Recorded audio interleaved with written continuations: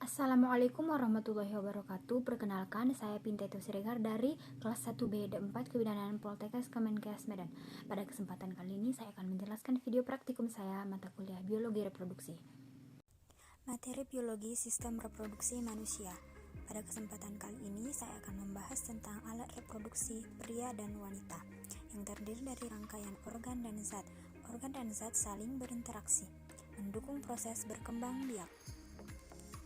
Sistem reproduksi manusia berperan penting dalam kelangsungan hidup dan regenerasi. Proses reproduksi yaitu masuknya sel sperma ke endung telur wanita. Organ reproduksi menghasilkan kelenjar dan hormon yang bekerja secara spesifik sesuai fungsinya. Pria dapat memproduksi dan menghantarkan sel sperma, sedangkan wanita kemudian sel sperma membuahi sel telur. Alat reproduksi manusia beserta fungsinya. Alat dan fungsinya. Yang pertama, reproduksi pria terdiri dari organ reproduksi eksternal dan internal. Organ reproduksi pria sebagian besar berada di luar tubuh, yang terdiri dari penis, yaitu organ vital pada pria yang berfungsi sebagai saluran kencing. Penis terdiri atas 3 rongga yang berisi jaringan spons dan dikelilingi oleh jaringan erektil yang rongga-rongganya mengandung banyak pembuluh darah dan saraf perasa sebagai media atau saluran sperma. Dan kemudian skrotum, yaitu kantong kulit yang menggantung pada pangkal penis.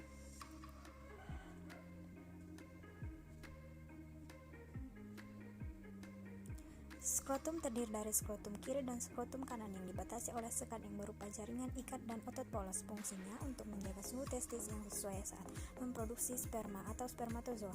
Testis kelamin bagian dalam yang memiliki bentuk bulat telur dan berjumlah sepasang. Testis terdapat di dalam skrotum yang berfungsi memproduksi sperma dan hormon testosteron. Kemudian ada epididymis yang sebagai saluran yang keluar dari testis, yang berfungsi tempat penyimpanan sperma sementara. Kemudian ada saluran uretra, yaitu kelenjar yang menghasilkan zat yang berisi basa atau alkali, fruktosa atau gula monosakarida, dan hormon prostaglandin dan protein pembekuan.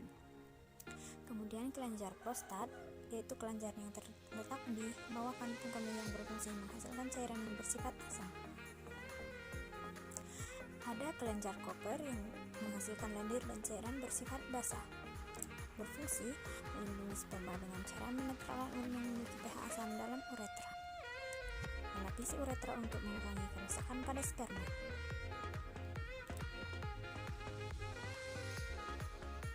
Kemudian alat reproduksi wanita,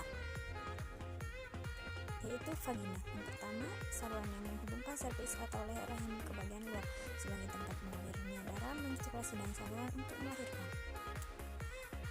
Serviks, struktur rahim bagian di bawah rahim yang terhubung ke vagina yang berfungsi memproduksi lendir yang membantu menyalurkan sperma dari vagina ke rahim.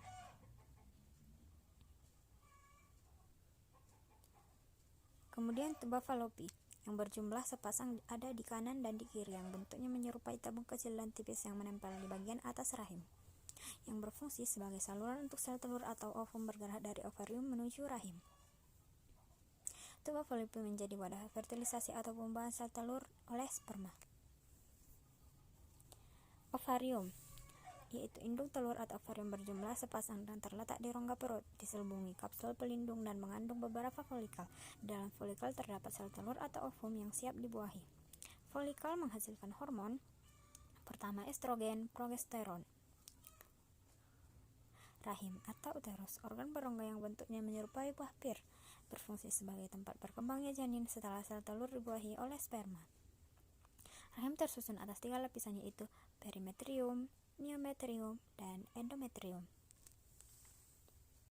Sekian video yang dapat saya tampilkan dan jelaskan. Kurang dan lebihnya saya mohon maaf. Wassalamualaikum warahmatullahi wabarakatuh.